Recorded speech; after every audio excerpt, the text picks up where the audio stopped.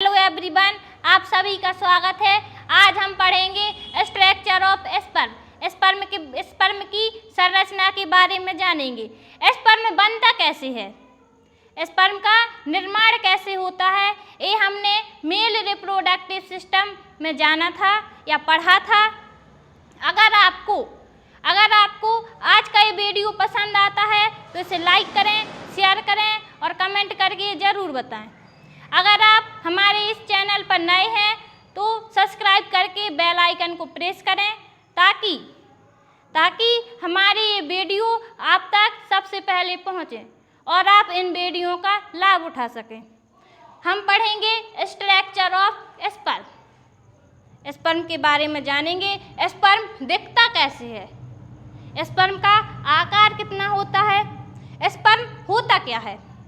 Sperm होता क्या है? स्पर्म में एक नर युग्मक होता है। क्या होता है? नर युग्मक।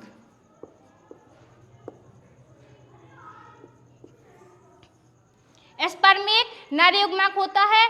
जैसे मादा युग्मक अंडाणु होता है, उसी प्रकार नर युग्मक स्पर्म होता है। स्पर्म का आकार कितना होता है? आकार कितना होता है?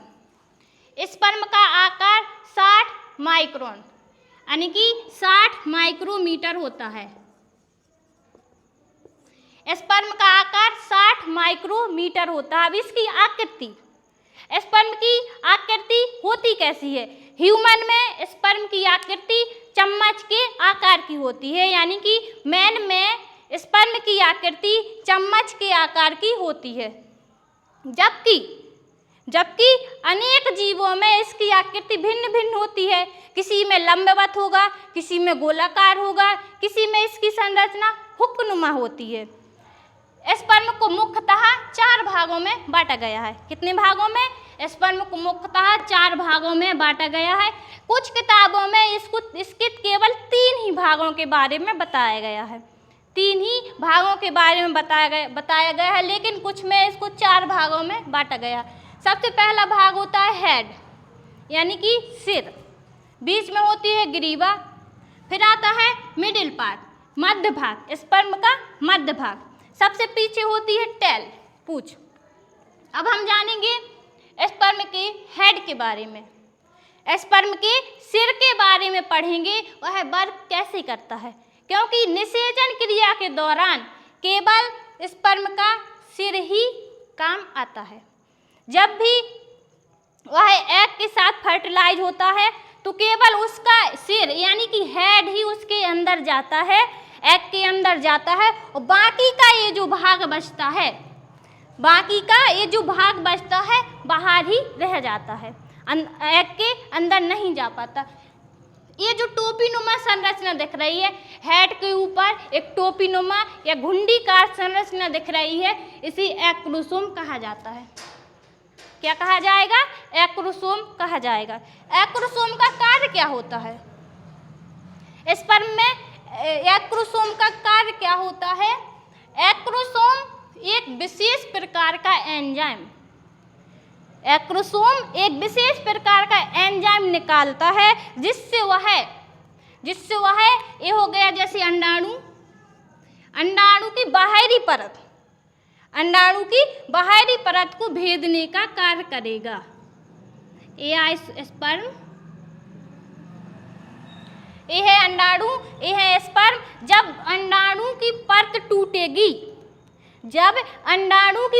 टूटेगी तभी ये अंदर जाएंगे। यानी कि अगर एक्रोसोम नहीं पाया जाएगा, किसी स्पर्म में एक्रोसोम को काट लिया जाए या किसी स्पर्म से एक्रोसोम को बाहर निकाल लिया जाए तो क्या हुआ है? निषेचन करेगा। अगर एक्रोसोम को बाहर निकाल लिया जाता है तो वह निषेचन नहीं कर पाएगा। निषेचन करेगा ही कैसे? अगर एक्रोसोम नहीं होगा तो वह अंडाणु की परत को नहीं भेद पाएगा। यानी कि अंडाणु के परत को तोड़ करके वो अंदर नहीं जा पाएगा, और अंदर ही नहीं जाएगा तो निषेचन करेगा कैसे? इसलिए एक्रोसोम की भूमिका निषेचन में सबसे अधिक महत्वपूर्ण है। हेड में ही एक गोलाकार गुणसूत्र पाया जाता है। शुक्राणु के सिर में ही यानी कि हेड में ही एक गोलाकार गुणसूत्र पाया जाता है, जिसका कार्य होता है अंडाणु में अंदर जा करके, अंडाणु में निषेचन क्रिया के दौरान इतना भाग अंदर जाएगा। अंडाणु में अंदर जा करके संततियों में उसके आनुवांशिक लक्षणों को दर्शाना, यानी कि संतानों में जो आनुवांशिक लक्षण आते हैं वो इसी गुणसूत्र द्वारा आते हैं। ये जो अंडाकार गुणसूत्र है इसी के द्वारा आते हैं। अब ये पूरा शुक्राणु है, पूरे शुक्राणु में प्लाज्मा मेम्ब्रेन का आवरण होता है, पूरे शुक्राणु में प्लाज्मा मेम्ब्रेन का आवरण पाया जाता है। ठीक है, अब हम जानेंगे ग्रीवा, नेक क्या होती है, स्पर्म की नेक क्या होती है। स्पर्म की नेक में एक जोड़ी तारकाएं पाए जाएंगी, यानी कि दो तारकाएं।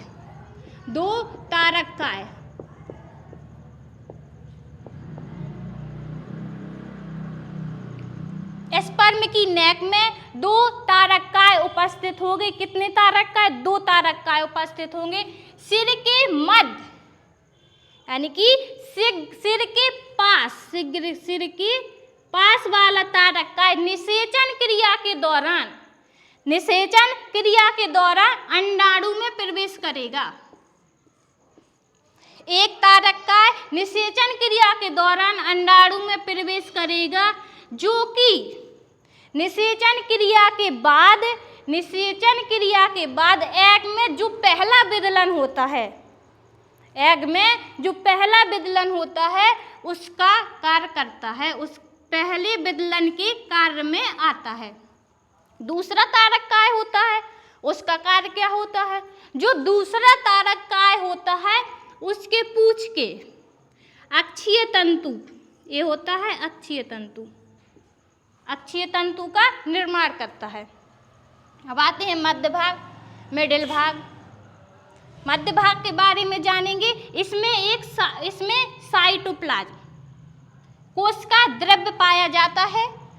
मिडिल भाग में कोश का द्रव्य पाया जाएगा और इसमें माइटोकॉन्ड्रिया की उपस्थिति भी होती है।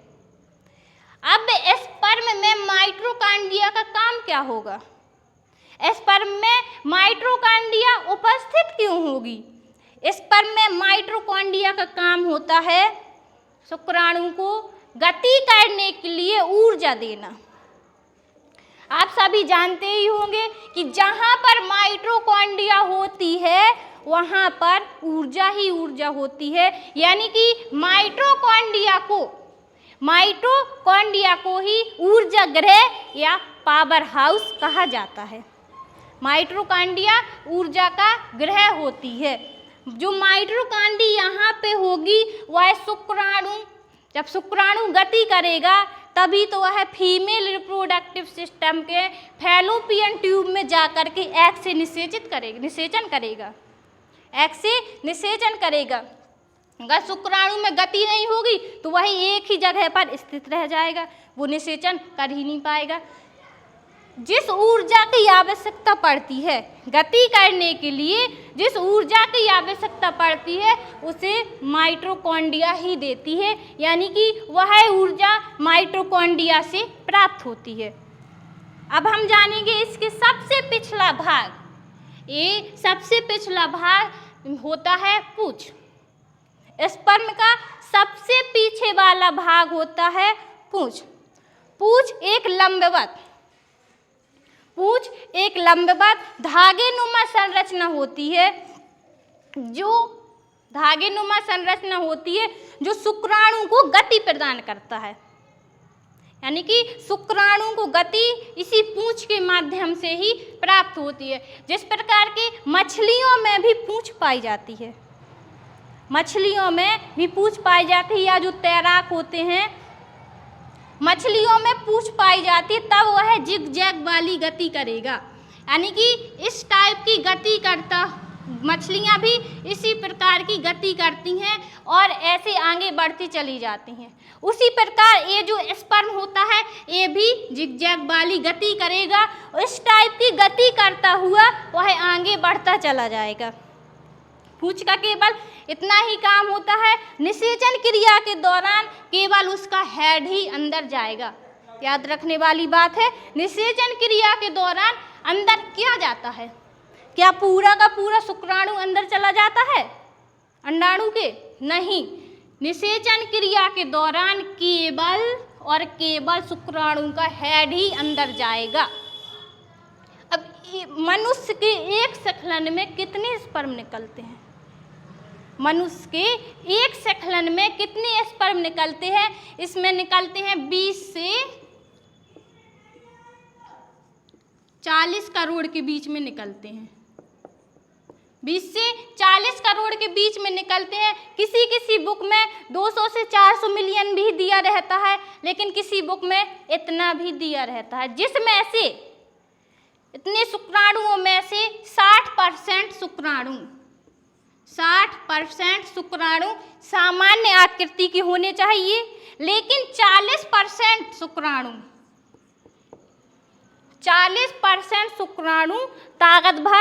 ताकतवर, गतिशील, सुडौल, मतलब एक 40% शुक्राणु अच्छे तरीके के होने चाहिए। यानी कि 40% शुक्राणु ही होते हैं जो निषेचन क्रिया में भाग ले सकते हैं। 40% शुक्राणु जो बचे उनमें अब क्या होगी? रेस होगी। 40% शुक्राणु में रेस होगी। उनमें से जो भी जीतेगा, केवल एक को ही निषेचन करना है, उनमें से जो ही विजय होगा वह ओवम के अंदर प्रवेश करेगा और बेबी का निर्माण करेगा, फर्टिलाइज होकर के बेबी का निर्माण कर देगा। आशा करती हूँ कि आपको हमारा ये वीडियो पसंद आया होगा और स्ट्रक्चर ऑफ स्पर्म के बारे में आप सभी बातें अच्छे से समझ गए होंगे। अगर हमारा वीडियो पसंद आया है तो इसे लाइक करें और कमेंट में ज़रूर बताएं। धन्यवाद।